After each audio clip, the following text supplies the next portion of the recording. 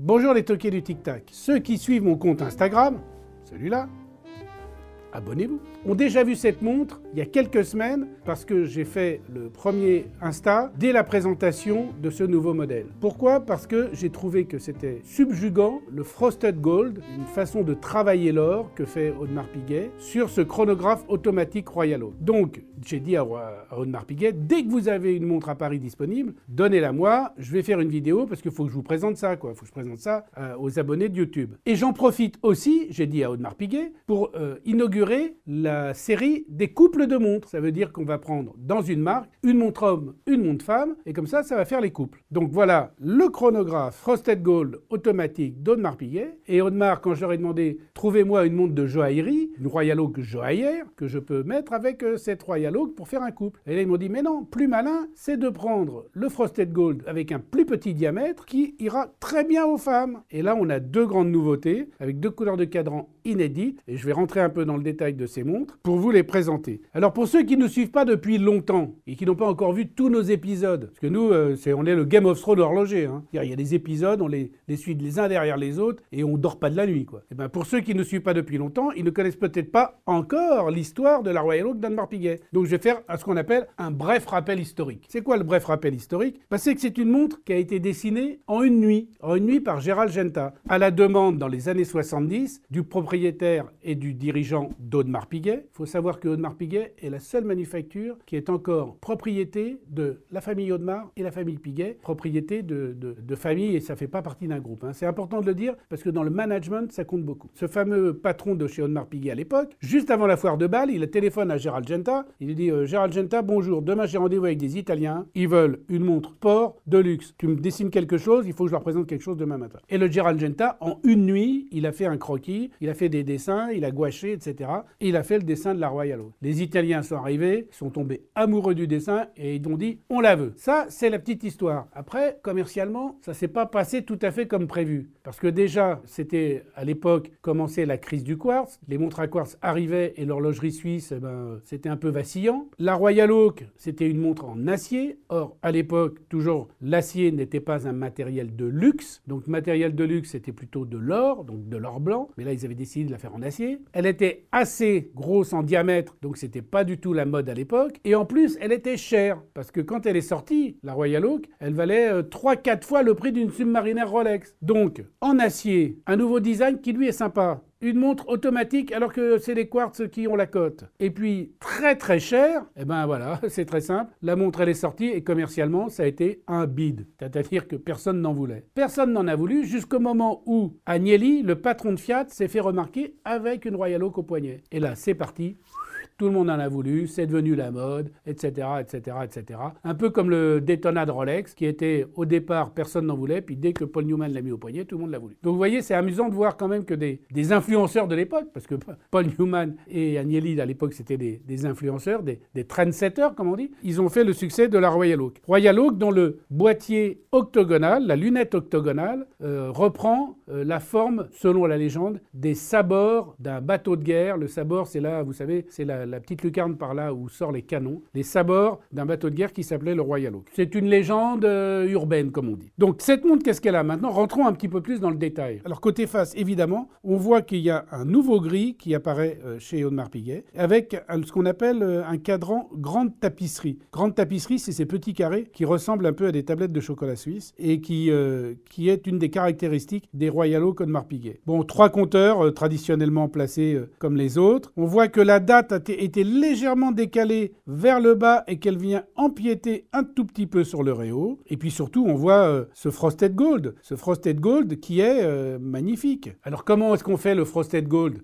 Le Frosted Gold, c'est simple. C'est de l'or qui est martelé avec une petite pointe de diamant très délicatement et des milliers de fois. Et ça donne un effet de brillance exceptionnel. C'est une technique florentine, ancestrale, qui permet d'avoir cet effet-là. On a l'impression que c'est comme s'il y y avait une sorte de serti-neige. Vous savez, le serti-neige, c'est les diamants qui sont sertis et où on ne voit pas le sertissage. C'est comme s'il y avait des diamants serti-neige et que les diamants étaient microscopiques. Donc c'est un effet vraiment sympa, c'est un côté un peu rugueux. On a ce frosted gold sur la majeure partie de la montre, ça veut dire sur le bracelet, sur la lunette, sur le fermoir, que j'aime beaucoup parce qu'il est très discret. Moi j'appelle ça des fermoirs fantômes, parce que vraiment c'est sympa. Il y a le petit logo AP qui justement est dans une petite réserve de métal poli. Et puis il y a aussi le côté de la carrure qui lui est poli. D'ailleurs la face extérieure de la lunette est aussi polie. Donc on a des contrastes avec frosted gold et poli qui sont du plus bel effet. Alors derrière, parce qu'il ne faut quand même pas oublier que Audemars Piguet c'est une manufacture high level, hein, c'est une manufacture de haute horlogerie, qu'est-ce qu'on a derrière? Quand on rentre dans le détail, on voit qu'il y a un fond saphir qui permet d'admirer le calibre. Alors c'est un calibre de chronographe avec une roue à colonne et une fonction retour en vol. Alors la fonction retour en vol, hein, on le sait, maintenant vous qui regardez depuis longtemps, c'est ce qu'on appelle aussi le flyback. Ça permet de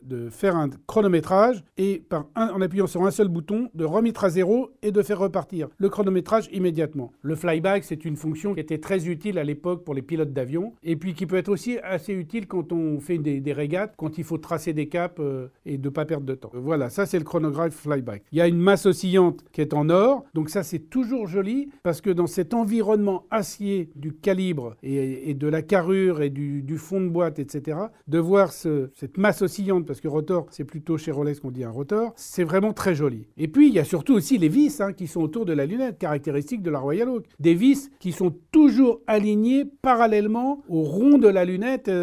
Ça c'est très spécial aussi et c'est pas facile à faire. D'ailleurs cette technique-là, je crois qu'elle est héritée des armuriers. Donc vous voyez là, il y a vraiment un très beau spectacle à l'arrière. Enfin bref, c'est une montre sublime, quoi. Bon, le prix, il tape un peu, mais c'est la qualité, hein. C'est une full or, c'est Audemars Piguet.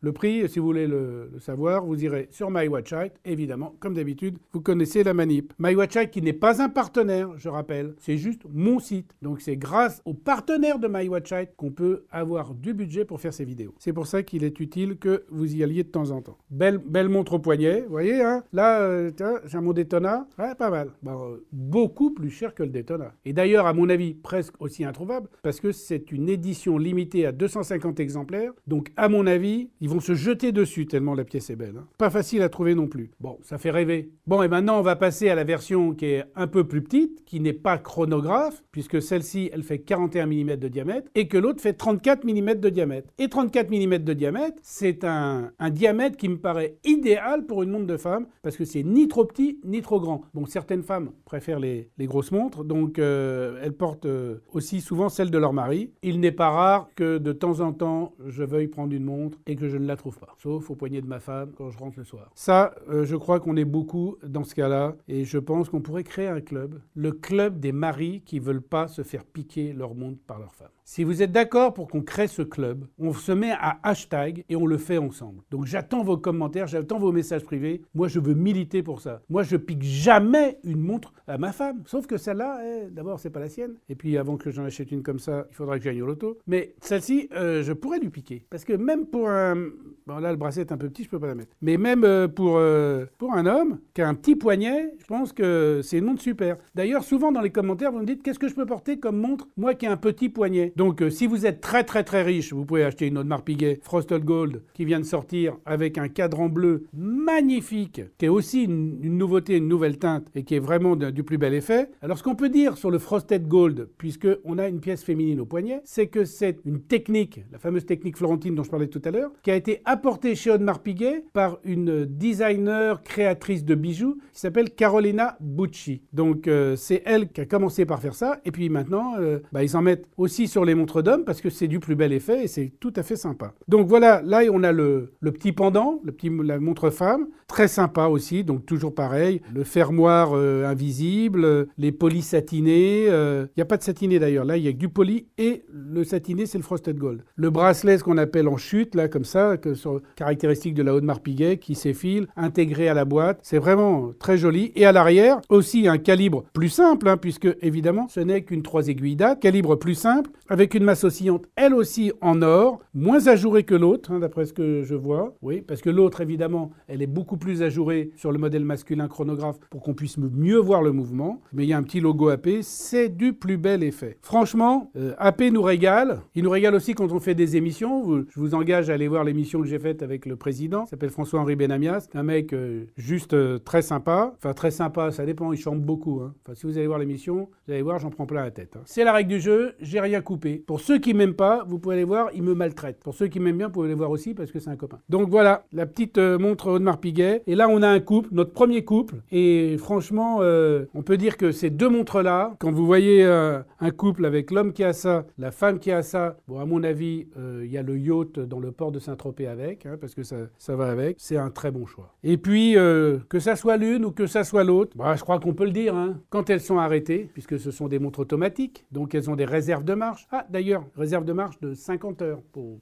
la petite information. Vous aurez toutes les informations techniques et un article complet sur ces deux montres sur le site MyWatchEye, ainsi que les prix. Et quand elles sont arrêtées, évidemment, elles vous donnent l'heure exacte 2 fois par jour. Petit message personnel à celui qui m'a fait un petit clin d'œil dans les commentaires en me disant « Est-ce qu'une montre GMT donne l'heure exacte 4 fois par jour ?» Eh ben oui, bien vu. Allez, à tout à l'heure.